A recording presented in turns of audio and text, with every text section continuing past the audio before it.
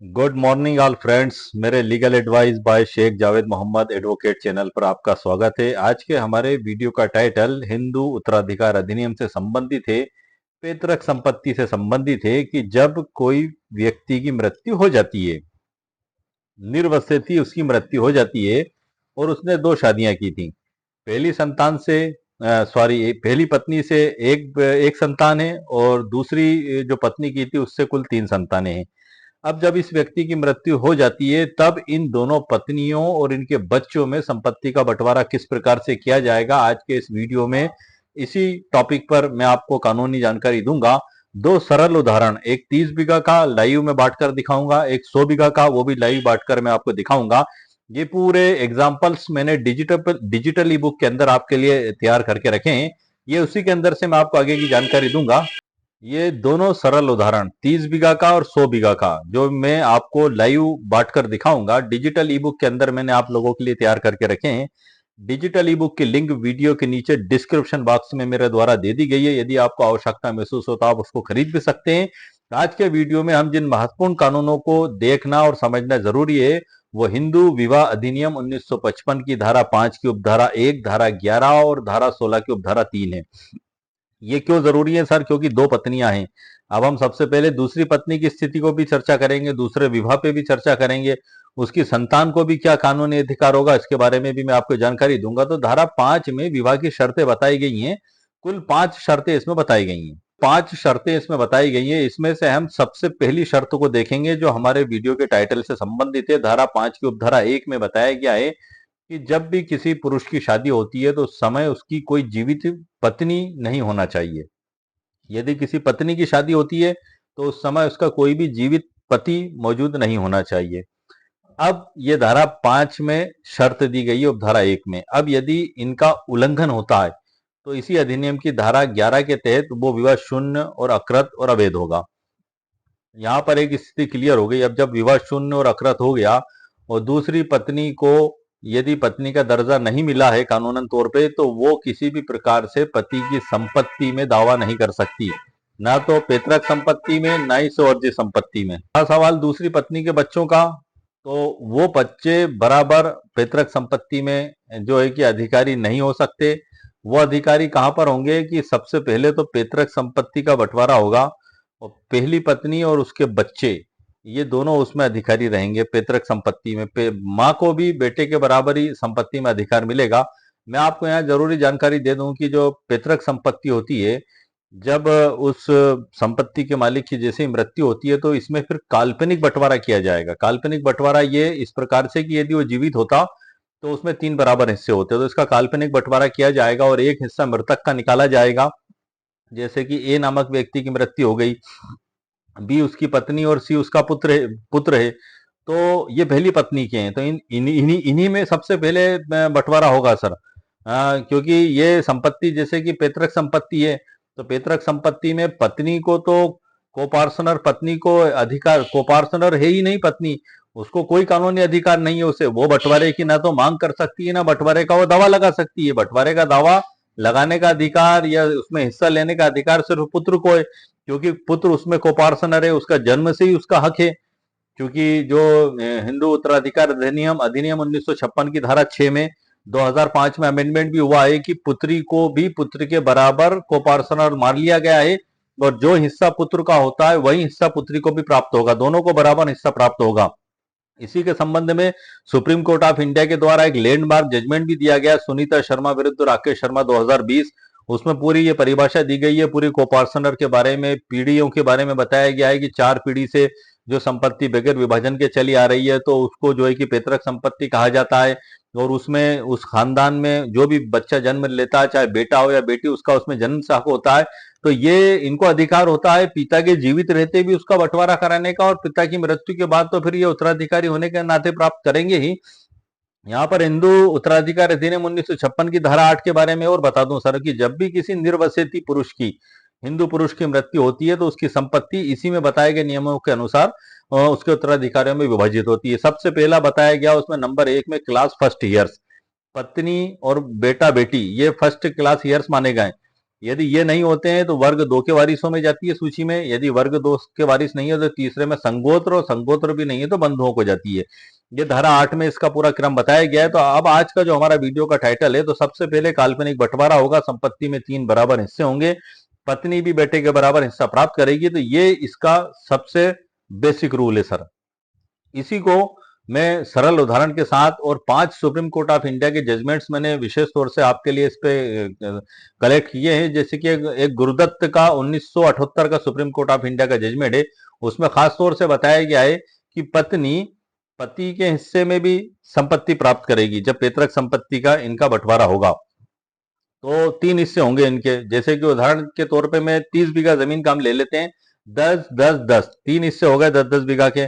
ये काल्पनिक बंटवारा हो गया। अब चूंकि पति की तो मृत्यु हो गई है, लेकिन उसका भी हिस्सा निकाला गया। अब वो जो पति का काल्पनिक हिस्सा निकाला गया, उस हिस्से में ये बेटे और ये जो पहली पत्नी और उसका बेटा और दूसरी पत्नी के तीनों बेटे फिर उसमें हिस्सा प्राप्त करेंगे। अब आप यहां समझ गए होंगे कि दूसरी पत्नी के जो बच्चे हैं उनका हक समाप्त नहीं होता, लेकिन वो पैतृक संपत्ति में डायरेक्ट जो है कि कोपार्टनर नहीं माने जाते हैं। वो हिस्सेदार कहाँ होंगे?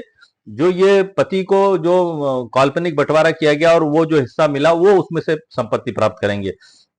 30 बीघा और 100 बीघा का लाइव उदाहरण, सुप्रीम कोर्ट के महत्वपूर्ण लैंडमार्क जजमेंट, ये सभी की जानकारी मैं आपको देता हूं। धारा 16(3) के बारे में और मैं बता दूं सर, हिंदू विवाह अधिनियम 1955 की, कि भले ही दूसरा विवाह शून्य और अकृत है, लेकिन दूसरी पत्नी से उत्पन्न संतान धर्मज संतान, वैलिड संतान मानी जाएगी।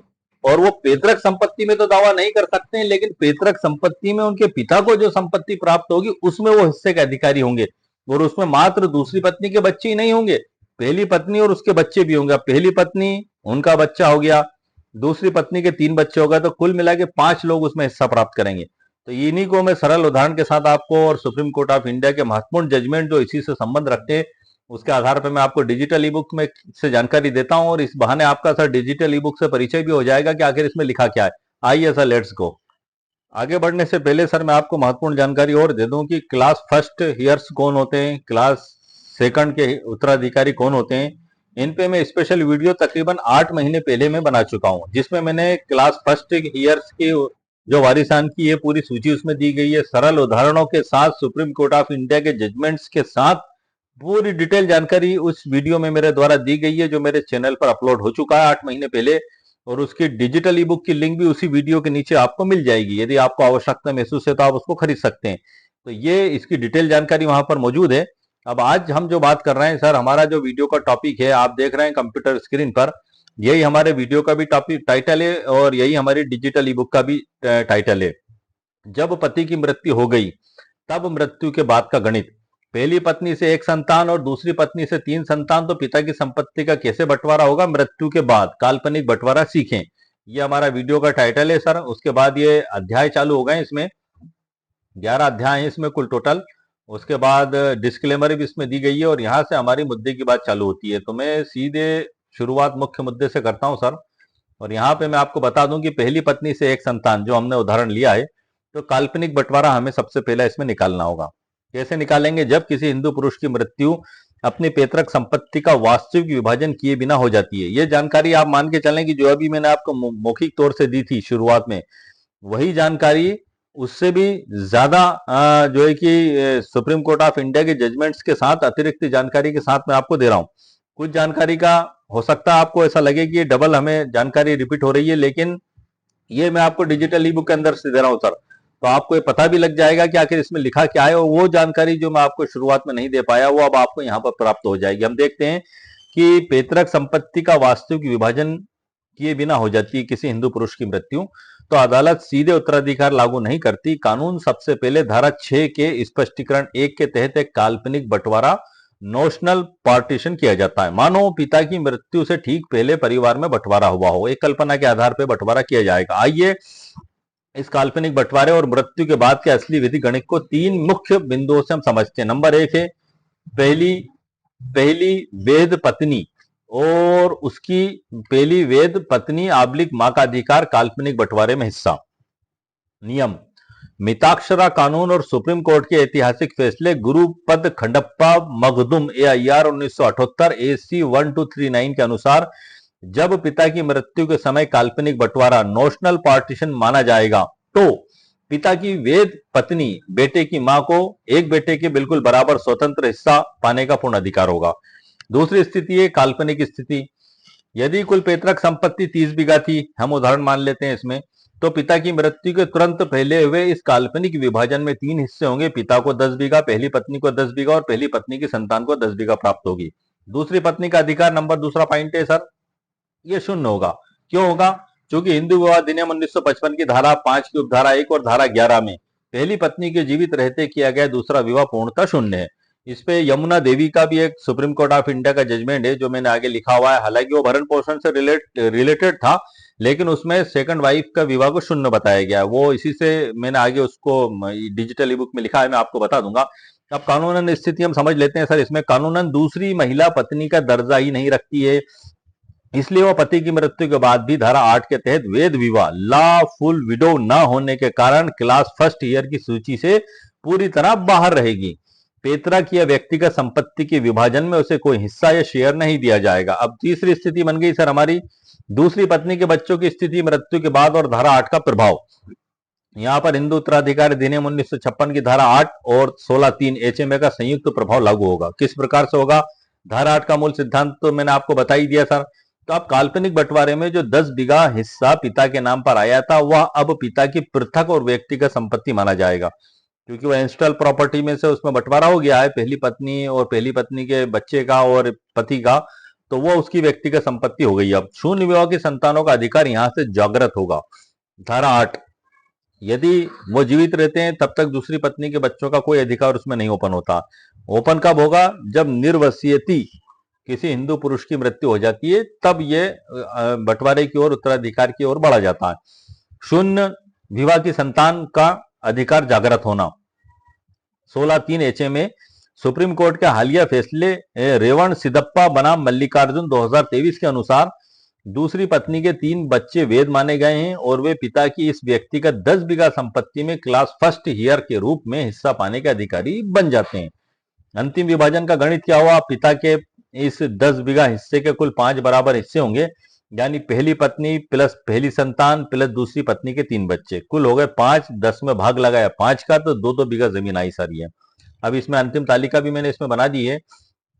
पहली पत्नी की संतान 10 बीघा जो है और 2 बीघा, काल्पनिक बंटवारे में 10 बीघा और पिता की मृत्यु के बाद धारा 8 के अनुसार 2 बीघा, कुल 12 बीघा इनको हिस्सा मिला। पहली पत्नी जो वेद माँ है उन्हें, और पहली पत्नी की संतान को भी सर 12 बीघा ही मिला इसमें 30 बीघा में से। लेकिन दूसरी पत्नी के जो 3 बच्चे हैं इनको प्रत्येक को 2-2 बीघा मिला, कुल 6 बीघा। दूसरी पत्नी को कोई हिस्सा नहीं मिला इसमें। इसमें जो महत्वपूर्ण बात है, गुरु पद खंडप्पा 1978 का जो सिद्धांत है, इसमें मैंने उस जजमेंट का पेरा का भी सर ट्रांसलेशन करके लिखा हुआ, अभी मैं आपको अनुवाद भी पढ़ के बता दूंगा। मैं कोर्ट के सामने दलील दे सकते हैं आप इसमें कि धारा 6 के स्पष्टीकरण फर्स्ट के तहत काल्पनिक बंटवारे को उसके तार्किक अंत तक ले जाया जाए, जिससे पहली पत्नी और उसकी वैध संतान का 10-10 बीघा का सामुदायिक हिस्सा पहले ही सुरक्षित हो जाए। दूसरी पत्नी का पूर्णतः निष्कासन न्यायालय को स्पष्ट आप कह सकते हैं आर्गुमेंट के समय की, चूंकि वादी शादीशुदा कानूनन है इसलिए वह मृत पुरुष की विधवा नहीं है और इसे पूरी प्रक्रिया से पृथक रखा जाए। धारा 8 के बारे में भी आप आर्गुमेंट के समय कोर्ट में जैसे आपसे निवेदन कर सकते हैं कि विरोधी पक्ष दूसरी पत्नी के बच्चों को केवल पिता के काल्पनिक हिस्से 10 बीघा तक ही सीमित रखा जाए, उन्हें पूरी 30 बीघा पैतृक संपत्ति में सीधे कोपार्सनर मानकर हिस्सा देना मिताक्षरा कानून और रेवण सिदप्पा 2023 सुप्रीम कोर्ट के सिद्धांतों का सीधा उल्लंघन होगा। अक्सर ऐसा होता है सर। मैंने पिछले 2 वीडियो अपलोड किए हैं इसी के ऊपर। जो एक वीडियो तो जब पति जीवित थे तो, और उसने 2 शादियां की हुई हैं, पहली पत्नी का 1 बेटा और दूसरी पत्नी के 3 बेटे हैं, तब उनमें बंटवारा किस प्रकार से किया जाएगा, तो इस पे स्पेशल वीडियो मैंने बनाया है, मेरे चैनल पर अपलोडेड है। इसकी डिजिटल ई बुक की लिंक भी उसी वीडियो के नीचे मेरे द्वारा दे दी गई है। दूसरा वीडियो मैंने सर बनाया था कि जब व्यक्ति जो है पति मान लें आप उसको, वो जीवित है, उसके भाई बहन भी जीवित हैं और उसने 2 शादियां की हैं और दोनों शादी में पहली पत्नी से 1 बच्चा और तीसरी पत्नी से दूसरी पत्नी से 3 बच्चे हैं, तब इनमें बंटवारा किस प्रकार से किया जाएगा, तो उस पर भी स्पेशल वीडियो मैंने बना दिया है 2 दिन पहले ही, मेरे चैनल पर अपलोड कर चुका हूं और उसकी डिजिटल ई बुक की लिंक भी उसी वीडियो के नीचे डिस्क्रिप्शन बॉक्स में मेरे द्वारा दे दी गई है। और इस वीडियो के नीचे उन दोनों वीडियो के भी लिंक सर मैं आपको दे दूंगा और उनकी डिजिटल ई बुक की भी लिंक इसके नीचे दे दूंगा। और जो दो वीडियो जो मैंने पहले अपलोड किए हैं उनके नीचे भी इन दो वीडियो की लिंक मैं दे दूंगा, क्योंकि ये तीनों वीडियो एक ही टॉपिक से जुड़े हुए हैं, इसलिए आपको देखने में आसानी होगी। आप डिस्क्रिप्शन बॉक्स में जाकर उस पर क्लिक करके पूरे वीडियो देख सकते हैं। आपको चैनल में ढूंढने में आपको जो समय लगेगा वो आपका बच जाएगा। तो इसी एक ही वीडियो के नीचे तीनों लिंक में दे दूंगा, और दूसरे जो वीडियो हैं उनके नीचे भी मैं तीनों लिंकों को एक साथ जोड़ दूंगा। अभी हालांकि ये टॉपिक हमारा बड़ा महत्वपूर्ण टॉपिक चल रहा है। अब मैं इसमें आपको आगे की जानकारी मैं बता दूं sir, supreme court of India के जो जजमेंट्स हैं उसके बारे में। रेवण सिद्धप्पा बनाम मल्लिकार्जुन 2023 10 एससीसी का जजमेंट है, इसके बारे में सर मैंने आपको बता दिया। यमुना देवी अनंतराव अड़ो बनाम अनंतराव शिवराम अड़ो 1988 का, इसमें माननीय सर्वोच्च न्यायालय ने व्यवस्था दी कि हिंदू विवाह अधिनियम 1955 की धारा 5(1) और धारा 11 के तहत पहली पत्नी के जीवित रहते किया गया दूसरा विवाह पूर्णतः शून्य होता है। ये हमारे वीडियो के टॉपिक से ही संबंधित है सर। आप शिरोमणि बनाम Hem Kumar AIR 1968 supreme court of India का जजमेंट है, 3 जजों की बेंच ने इसको पारित किया है। सुप्रीम कोर्ट ने इसमें बताया है कि बनारस स्कूल के मिताक्षरा कानून के अनुसार जब भी पुत्र और पिता के बीच पैतृक संपत्ति का वास्तविक विभाजन होता है तो पत्नी मां को पुत्र के बराबर हिस्सा का विधिक अधिकार होता है। साथ ही अपंजीकृत विभाजन विलेख को मालकिना हक के साक्ष्य के रूप में स्वीकार नहीं किया जा सकता। चौथा जजमेंट है सर विनीता शर्मा बनाम राकेश शर्मा, बड़ा लैंडमार्क जजमेंट है, 2020 का है। इसमें 3 जजों की बेंच ने ऐतिहासिक व्यवस्था दी है कि उत्तराधिकार अधिनियम की धारा 6 के तहत बेटी या बुआ को जन्म से ही बेटे के समान कोपार्सनर का दर्जा प्राप्त है, इसलिए 100 बीघा के मुख्य विभाजन में सबसे पहले बुआ और चाचा का 1/3 हिस्सा जैसे 33.33 बीघा प्रत्येक अलग अलग किया जाना कानूनन अनिवार्य है। 5वां जजमेंट है जो महत्वपूर्ण है, हमारे वीडियो के टाइटल से संबंधित है। गुरुपत खंडप्पा मखदुम बनाम Hirabai Khandappa Makdam 1978 supreme court of India का है सर ये। और इसमें जो महत्वपूर्ण सिद्धांत बताए गए हैं उसकी पूरी डिटेल मैंने इसमें नीचे लिखी हुई है। मैं मुख्य आपको पॉइंट इसमें सर पढ़ के बता देता हूँ। जो लास्ट में इसमें बताया गया था इसका मुख्य सिद्धांत, हिस्से का दोहरा जुड़ाव।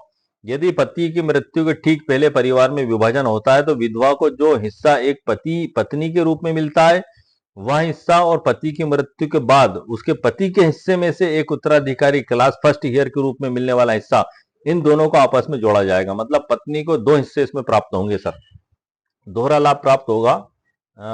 ये आपको मैं बता दूं, इसको हाईलाइट में कर देता हूं। एक तो काल्पनिक बंटवारे में मिल गया उसको, और उसके बाद जो पति का हिस्सा आया फिर उसमें पत्नी का भी हिस्सा रहेगा, बेटे का भी हिस्सा रहेगा। ये इस प्रकार से है। अंकों में भी इसमें बताया। अब हम इसको सरल उदाहरण से देख लेते हैं। एक 100 बीघा का मैंने उदाहरण आप लोगों के लिए तैयार किया है। जैसे कि यदि संपत्ति पैतृक संपत्ति है, एंसेस्ट्रल प्रॉपर्टी है, दादा पूर्वज की संपत्ति है, तो उसमें केवल वेद विवाह से जन्मी संतान को ही जन्मजात सहदैहिक अधिकार होता है कोपार्सनर का। दूसरी अमान्य पत्नी की संतानें जन्म से कोपार्सनर उसमें नहीं होती हैं, वे पिता की मृत्यु के बाद उसके व्यक्तिगत हिस्से में से उत्तराधिकार पाने की हकदार होती हैं धारा 16 के तहत। इस सरल उदाहरण को जो मैंने तैयार किया है, ये इसमें नोट मैंने लगाया है कि ये जो है कि चरण 1 और चरण 2 में इसको मैंने बांटा है सरल उदाहरण को समझाने के लिए। और पिता की मृत्यु के बाद की स्थितियां हैं दोनों ही, जीवित अवस्था में ये गणित लागू नहीं होगा, आपको ध्यान रखना है इसमें। अब हम चरण 1 देख लेते हैं, काल्पनिक बंटवारा, धारा 6 का स्पष्टीकरण। ये सबसे पहले काल्पनिक बंटवारे में 3 हिस्से होंगे सर इसमें। पिता, पहली पत्नी और दूसरी पत्नी, 100 बीघा जमीन है, 3 का भाग लगाएंगे हम इसमें, 1/3 का 33.33 प्रत्येक का इसमें हिस्सा प्राप्त होगा। चरण 2, पिता के हिस्से का उत्तराधिकार द्वारा न्यायोगमन, धारा 6 और धारा 8 यहाँ पर लागू होगी। अब जो 33.33 बीघा जमीन पिता को प्राप्त हुई है, तो इसमें सर फिर 5 हिस्सेदार होंगे। कौन सा? पहली पत्नी का बेटा और दूसरी पत्नी के 3 बच्चे, कुल हो गए 5। अब इसमें 5 का भाग लगाया तो 6.66 बीघा जमीन प्रत्येक को प्राप्त होगी। चरण नंबर 3 है, कुल परिणाम जो इसका होगा, पहली पत्नी की संतान को मिला 33.33 और प्लस 6.66, दो ही जोड़ के 39.99 बीघा, मतलब लगभग 40 बीघा प्राप्त हुई। पहली पत्नी की मां को भी लगभग 40 बीघा प्राप्त हुई, लेकिन दूसरी पत्नी की संतान को प्रत्येक को जो है कि 6.66 बीघा जमीन इसमें प्राप्त हुई है। क्यों प्राप्त हुई है? क्योंकि ये जो दूसरी संतान है, दूसरी पत्नी की, इन्होंने जो पैतृक संपत्ति में से 100 बीघा में से जो 3 हिस्से हुए थे, पहली पत्नी, उसकी संतान, पहली पत्नी की और मृतक, इनके जो काल्पनिक बंटवारे हुए थे तो 3 हिस्से निकाले थे इनके, 33.33 बीघा प्रत्येक को प्राप्त हुआ था। तो ये 33.33 बीघा जो प्राप्त हुआ था काल्पनिक बंटवारे में, इसमें फिर 5 का जो हिस्सा हुआ, तो उसी में से मात्र ये दूसरे प्राप्त करने के अधिकारी होंगे दूसरी पत्नी की। स्थिति 2 है सर, यदि संपत्ति पिता की स्वीवर्जित संपत्ति है, इसके बारे में सर मैं नेक्स्ट वीडियो में आपको जानकारी दूंगा। अभी शॉर्ट में मैं आपको बता देता हूं कि जब तक पिता जीवित है संपत्ति पर उनका पूर्ण और अन्यन स्वामित्व रहता है। ना तो पहली पत्नी की संतान ना ही दूसरी पत्नी की संतान उस पर कोई कानूनी दावा नहीं कर सकते हैं। पिता अपनी संपत्ति को बेचने, दान करने या किसी भी एक बच्चे या किसी अन्य व्यक्ति के पक्ष में रजिस्टर्ड वसीयत, विल या गिफ्ट डीड करने के लिए स्वतंत्र रहते हैं। Self acquired property, install property की नहीं बोल रहा हूं सर मैं, उसमें तो जन्म से अधिकार हो जाता है। अब इसमें यदि पिता की मृत्यु बिना वसीयत की हो जाती है तो हकदार जो है कि पहली पत्नी प्लस पहली पत्नी की संतान प्लस दूसरी पत्नी की 3 संतानें, कुल 5 हिस्सेदार सर इसमें होंगी। कुल उदाहरण इसमें मैंने 100 बीघा का लिया है। अब इसमें डायरेक्ट ही इनमें बंटवारा होगा क्योंकि सेल्फ एक्वायर्ड है। पहली पत्नी को 20 बीघा, पहली पत्नी की संतान को 20 बीघा, दूसरी पत्नी की संतान को 20 बीघा, दूसरी पत्नी की दूसरी संतान को 20 बीघा, दूसरी पत्नी की तीसरी संतान को 20 बीघा, कुल 20 से 25 100 बीघा का ये हो गया सर बंटवारा। ये भी पूरी जानकारी मैंने इसमें लिख दी है। इस पे डिटेल में मैं स्पेशल वीडियो सर बनाऊंगा क्योंकि ये आज का हमारा स्पेशल जो वीडियो था उस टॉपिक पे सर मैं आपको मुकम्मल कानूनी जानकारी प्रदान कर चुका हूँ। ये डिजिटल ई बुक है सर ये, और तकरीबन इसमें 167 के समथिंग पृष्ठ हैं और ये इसका वीडियो का टाइटल है आप जो देख रहे हैं, और इसमें कुल तकरीबन 12-13 के समथिंग अध्याय हैं। ये एक नोट्स है, एक पीडीएफ है, या ये एजुकेशनल पर्पस के उद्देश्य से सर इसको मेरे द्वारा लिखा जाता है। विभिन्न कानूनों का ये संग्रह है एक जगह। मैं विभिन्न कानून, विभिन्न किताबें, सुप्रीम कोर्ट ऑफ इंडिया के जजमेंट्स का जो मैं अध्ययन करता हूँ वकालत की प्रैक्टिस के दौरान जो मुझे देखने में आते हैं, उन सब का निचोड़, या आप कह लें कि उन सब का एक ऐसा अनमोल कॉम्बिनेशन में एक जगह लेकर आता हूँ ताकि एक व्यक्ति की समस्या का समाधान हो सके, एक आम व्यक्ति की। क्योंकि ये एक आम व्यक्ति की समस्या है कि जब ऐसे करोड़ों और हजारों लोग हो सकते हैं, लाखों लोग हो सकते हैं कि जो उनके साथ ये परिस्थितियां मौजूद हों कि पति ने 2 शादियां की, पहली पत्नी से 1 बच्चे, दूसरी पत्नी से 3 बच्चे, और उनकी मृत्यु हो जाती है, तब उनकी संपत्ति के बंटवारे को लेकर विवाद होता है। तो यह उन हजारों लाखों करोड़ों जो है कि भारतवासियों के लिए एक बड़ा महत्वपूर्ण उदाहरण है। अच्छा, ये उदाहरण मैंने आपको जो बताया है, एक काल्पनिक उदाहरण मैंने आपके लिए तैयार किया है। इसमें आप संख्या बदल भी सकते हैं, तो आप इसको बदल कर भी लागू कर सकते हैं।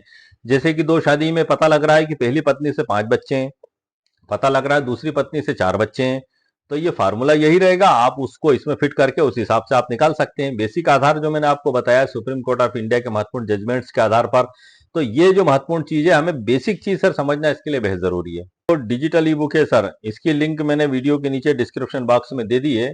मात्र 299 रुपए इसकी कीमत मेरे द्वारा रखी गई है। यदि आपको आवश्यकता महसूस हो तो आप इसको खरीद सकते हैं, रिटर्न रूप में आपको मिल जाएगी। ये आपके मोबाइल पे पीडीएफ के रूप में डाउनलोड हो जाएगी। गूगल से आप खरीदते हैं तो वहां पर गूगल का ही एक ऐप होता है, उसमें डाउनलोड हो जाएगी सर। ये मैं आपको बता दूं सर, ये इस मैं हालांकि वर्तमान में मोटर यान अधिनियम 1988 पर वीडियो बना रहा हूं, तकरीबन 70 से ऊपर मैं वीडियो बना चुका हूं उसमें, और वो मेरा कंटिन्यू रहेगा वो अभी आगे। लेकिन ये बीच में अभी परसों नरसों ही मुझसे एक वकील साहब मिले थे और इस बारे में उन्होंने यही केस के बारे में चर्चा की थी, जो मैं अभी तीसरा वीडियो है मेरा ये। इस केस के बारे में सर उन वकील साहब ने मुझसे चर्चा भी की थी, उनकी भी यही स्थिति थी, पहली पत्नी और दूसरी पत्नी। अक्सर ऐसा हो जाता है सर, अक्सर ऐसा भी देखने में आता है सर। एक बड़ी अजीब स्थिति है ये, हम देखते हैं कि पहली पत्नी और उसकी संतान को छोड़कर वो पति दूसरी पत्नी और उनकी संतानों के साथ जीवन व्यतीत करना चालू कर देता है। ना पहली पत्नी को खर्चा देता है, ना पहली पत्नी के बच्चों का भरण पोषण करता है, ना पहली पत्नी के बच्चों को कोई हिस्सा देता है। तब उनमें आपस में विवाद होने लगते हैं। फिर इसमें क्या होता है सर, कई बार घरेलू राजनीतियां चलती हैं। दूसरी पत्नी ये सोचती है कि सारी संपत्ति उसको और उसके बच्चों को मिल जाए, पहली पत्नी को कुछ भी ना मिले, उसके बच्चों को कुछ भी ना मिले। तो अब इसमें कानून क्या कहता है हमें ये देखना होगा। तो कानून क्या कहता है उसके बारे में पूरी जानकारी मैंने आपको दे दी है। मूल रूप से हिंदू विवाह अधिनियम 1955 की धारा 5 की उपधारा 1, धारा 11 और 16 की उपधारा 3 पे ये पूरा बेसिक आधार टिका हुआ है सर। पूरा सारा कानून इसी में दिया गया। सुप्रीम कोर्ट ऑफ इंडिया के 5 जजमेंट्स जो मैंने आपको दिए हैं वो बड़े महत्वपूर्ण है, क्योंकि अक्सर एक आम व्यक्ति के मन में ये सवाल पैदा होता है, करोड़ों भारतीयों के मन में सवाल पैदा होता है जिनके सामने परिस्थितियां मौजूद हैं। वैसे ये तो हिंदू विधि के तहत एक ही शादी की जा सकती है, 2 शादी की उसमें कोई अनुमति नहीं है। इसी कारण से ये धारा 5 की उपधारा 1 में स्पष्ट शर्तें बता दी गई हैं, विवाह की 5 शर्तें। उसी में पहली शर्त ये है कि ये जो शादी करता है उसकी कोई जीवित पत्नी नहीं होना चाहिए। पत्नी है तो कोई जीवित पति नहीं होना चाहिए। अब यहाँ पर पहली पत्नी के जीवित रहते दूसरी शादी कर ली तो धारा 11 के तहत विवाह शून्य हो गया। जब विवाह शून्य हो गया, पत्नी को पत्नी का ही अधिकार नहीं मिला तो कानून उसे संपत्ति में भी कोई अधिकार नहीं देता है। सुप्रीम कोर्ट ऑफ इंडिया के जजमेंट्स भी इसके समर्थन में। 16(3) के तहत तो दूसरी पत्नी से जो संतान उत्पन्न होगी वो पिता को पैतृक संपत्ति में जो उसका हिस्सा प्राप्त होगा उसमें से हिस्सा प्राप्त करेंगी। वो पहली पत्नी भी करेगी, पहली पत्नी के बच्चे भी करेंगे। दूसरी पत्नी को कहीं से कुछ भी प्राप्त नहीं होगा। वो खर्चा भरण पोषण की वो अधिकारी होगी, हालांकि वो जो भी कंडीशंस बनती हैं वो एक अलग सिचुएशन है, लेकिन संपत्ति में उसको अधिकार प्राप्त नहीं होता। तो आज के वीडियो में सर मैंने आपको मुकम्मल कानूनी जानकारी प्रदान कर दी है और तीनों वीडियो मेरे कंप्लीट हो चुके हैं। जैसा कि मैंने आपको बताया था, मैंने 3 वीडियो इसी टॉपिक पर बनाए। नंबर 1 है जब पति जीवित है और उसने 2 शादियां की हैं, पहली पत्नी से 1 संतान, दूसरी से 3 संतान है, तब उनमें बंटवारा कैसे होगा। दूसरा, पति जीवित है, साथ में पति के भाई बहन भी जीवित हैं और उसने 2 शादियां की हैं, पहली पत्नी से 1 संतान है, दूसरी पत्नी से 3 संतान है, तो बंटवारा किस प्रकार से होगा। तीसरा, ये जो वीडियो अभी जस्ट मैंने आपके लिए बनाया है कि जब पति की मृत्यु हो चुकी है, उसने 2 शादियां की हैं, पहली पत्नी से 1 संतान है, दूसरी पत्नी से 3 संतान है, तब उनमें बंटवारा किस प्रकार से होगा। काल्पनिक बंटवारा जो इसमें होगा वो मैंने पूरा आपको बता दिया, सुप्रीम कोर्ट ऑफ इंडिया के जजमेंट के साथ बता दिया है। तीनों परिस्थितियों पे सर मैं वीडियो बना चुका हूं और एक व्यूवर्स ने अभी कमेंट्स किए एक विशेष तौर से कि पहली वाइफ की मृत्यु हो गई है और दूसरी पत्नी से 5 संतानें हैं, उनमें बंटवारा कैसे होगा। लगभग ऐसे ही कुछ प्रश्न है, तो उस पर भी मैं जस्ट वीडियो बना दूंगा सर, क्योंकि वो इसी से रिलेटेड है हमारा। और आज के वीडियो में सर मैंने आपको मुकम्मल कानूनी जानकारी प्रदान कर दी। उम्मीद है आपको मेरा वीडियो पसंद आया होगा। मेरे वीडियो को आप लाइक भी करें, शेयर भी करें, सब्सक्राइब भी करें। ओके, शुक्रिया, थैंक यू सर।